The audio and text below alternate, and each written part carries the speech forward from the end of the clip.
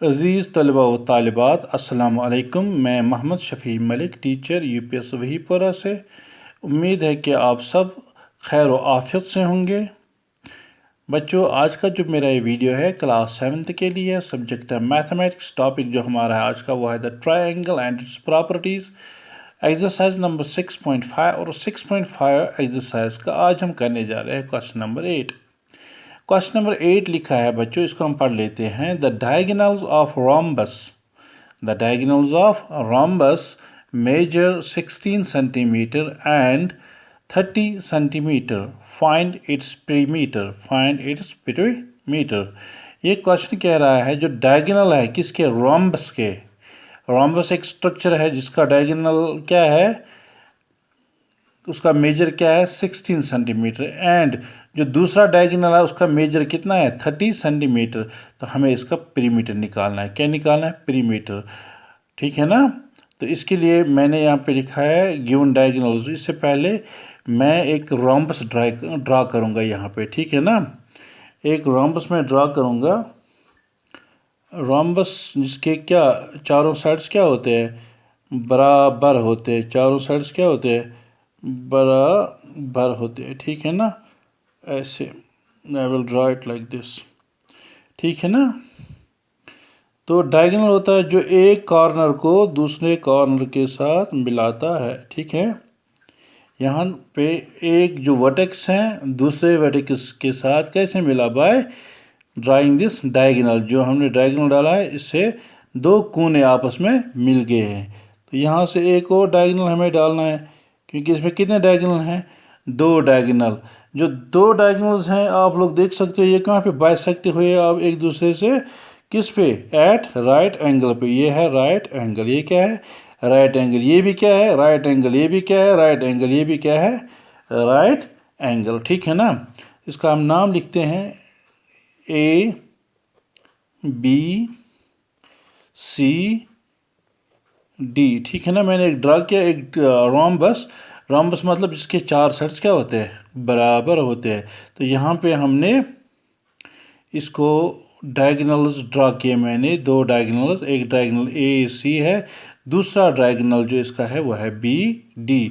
जो पहला डायगोनल है यहाँ पे गिवन डायगोनल्स हैं, क्या है, पहला डायगोनल 16 सेंटीमीटर, दूसरा क्या है 30 centimetre.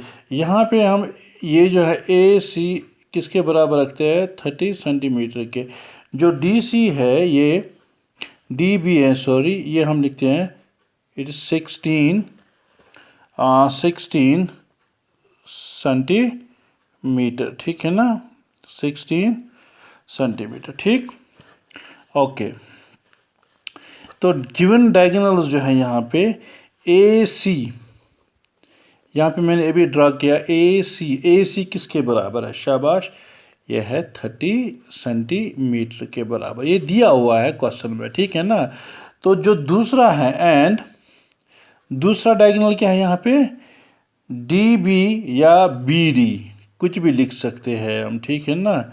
DB is equal to 16 centimetre. ठीक है ना।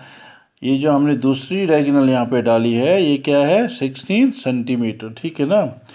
तो यहाँ पे आप देख सकते हो ये दोनों डायगोनल्स जो है ये एक दूसरे को बाइसेक्ट करती है। किस जगह पे बाइसेक्ट करती है, किस जगह पे क्रॉस करती है, ये करती है 90 डिग्री पे। किस जगह पे, 90 डिग्री पे। ये है ना 90 डिग्री, ये राइट एंगल यहाँ पे बन गया। क्या बन गया, राइट एंगल किसके बराबर होता है, 90 डिग्री पे। तो इसने 90 डिग्री पे क्रॉस किया। तो मैं यहाँ पे लिखूंगा सेंस, क्या लिखूंगा मैं, sense the diagonals, since the diagonals of the rhombus bisect at right angle, है ना, ये राइट एंगल पे बाइसेक्ट करता है एक दूसरे को। ठीक है ना, टू ईच अदर, एक दूसरे को कहाँ पे बाइसेक्ट करता है, ये राइट एंगल पे। तो हम कहेंगे देयर फोर OD, ये यहाँ पे O है। ठीक है ना। ओ डी जो है, ओ डी किसके बराबर होगा? शाबाश, ओ डी बराबर होगा डी बी डिवाइडेड बाई 2। पता है क्यों? क्योंकि इसको दूसरा डायगोनल क्रॉस कर देना किस पे? राइट एंगल पे। तो ये ओ डी जो है, ओ डी किसके बराबर होगा? डी बी के, मगर डिवाइड किससे होगा? 2 से, क्योंकि इसके कितने पार्ट्स हो गए इस डायगोनल से? 2 पार्ट्स, ठीक है ना। तो वो किसके बराबर है? डी बी किसके बराबर है? 16 सेंटीमीटर के, डिवाइड बाई 2। अगर हम 2 का टेबल पढ़ेंगे, 2 1 ज़ा 2, 2 18 ज़ा 2 8 ज़ा 16, यहाँ ऐसे लिखेंगे 2 16 डिवाइडेड बाई 2, 2 डिवाइडेड बाई 2, वो किसके बराबर है? 2 8 ज़ार 16, 2 1 ज़ा 2, वो किसके बराबर है? 8 सेंटीमीटर के। तो इसका मतलब है ये जो हाफ पोर्शन है, ओ डी किसके बराबर निकला? 8 सेंटीमीटर के। और ओ बी जो है वो भी किसके बराबर निकला? 8 सेंटीमीटर के। 8 + 8 कितना हुआ? 16 सेंटीमीटर। तो ये पूरी लाइन जो है डी बी, ये किसके बराबर है? 16 सेंटीमीटर के। तो अब हम देखते हैं दूसरा, ओ सी, दैट्स दिस ओ सी किसके बराबर है? ओ सी किसके बराबर निकलेगा? ए सी के डिवाइड बाई 2, क्योंकि ए सी लाइन जो है ये भी बाइसेक्ट हो गई ना किससे? इनको बाइसेक्ट किसने किया है? बी डी ने। किस पे? राइट एंगल पे। तो ये किसके बराबर है? 30 सेंटीमीटर के, डिवाइड बाई 2। तो 30 डिवाइडेड बाई 2, क्योंकि मैंने इसी से किया है, क्योंकि 30 को 2 से डिवाइड हो सकता है, इसलिए मैंने इसको 30 डिवाइडेड बाई 2, 2 डिवाइडेड बाई 2, वो किससे बराबर आएगा? 2 15 ज़ा 30, 2 1 ज़ा 2, वो आएगा 15 सेंटीमीटर के बराबर। किसके बराबर? 15 सेंटीमीटर के बराबर, ठीक है ना। वेरी गुड, ध्यान से देखना इसको। अब चूंकि यहाँ पे राइट एंगल का मामला है, यहाँ पर भी ये कौन सा ट्रायंगल बन गया? Right angle triangle. ये पार्ट कौन सा बन गया? Right angle triangle. ये पार्ट क्या बन गया? Right angle triangle. ये पार्ट क्या बन गया? Right angle triangle. अब ये जो है ये क्या बन गया? अब राइट एंगल ट्रायंगल, ठीक है ना। तो यहाँ पे हम अप्लाई करेंगे कौन सा पैथागोरस थ्योरम, ठीक है ना। Now in right angled triangle क्या है? डी ओ सी, एक लिंग है ना इसमें, डी ओ सी। यहाँ पे मैंने राइट एंगल ड्रा किया है, डी ओ सी। डी सी जो है, डी सी क्या है इसका? क्योंकि पैथागोरस थ्योरम में जो है वहाँ पे हम कहते हैं हाइपोटेन्यूज बराबर होता है बेस इंटू परपेंडिकुलर, हाइपोटेन्यूज का square, hypotenuse square is equal to base OD square plus hypotenuse square is equal to base square plus perpendicular square, O C square. Base square plus perpendicular square के बराबर होता है। तो implies that ये हमने किसे लिया? हम यहाँ पे लिखेंगे बाय पैथागोरस थ्योरम, ठीक है ना। तो यहाँ पे डी सी स्क्वायर जो है यहाँ पे लिखूंगा मैं डी सी स्क्वायर वापस ओ डी जो है, ओ डी किसके बराबर है? शाबाश, ओ डी बराबर है 8 के, क्योंकि अभी हमें निकला ना ओ डी यहाँ पे 8 के बराबर, 8 स्क्वायर प्लस ओ सी किसके बराबर है बच्चों? ओ सी निकला 15 के बराबर, तो 15 square implies that D C square जो है वो किसके बराबर है? 8 8 64 प्लस 15 को अगर 15 के साथ इंटू करेंगे वो आएगा 225, 15 15 225, very good. Implies that T C square वो किसके बराबर आएगा?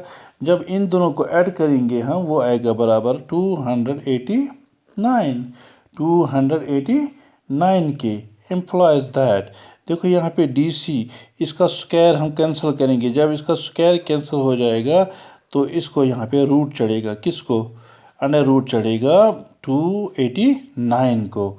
implies that DC is equal to, देखो जो ये 289 है ना, 289 किसी का स्क्वायर नंबर है। क्या है, किसी का स्क्वायर नंबर है।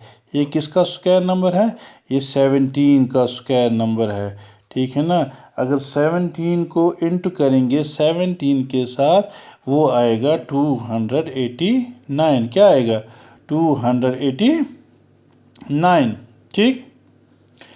तो implies that DC is equal to, अगर मैं इसको ऐसे लिखूँगा, 17 कितनी बार है, 2 बार है, तो 17 स्क्वायर, यहाँ पे स्क्वायर और रूट कट हो जाएगा, ठीक है ना।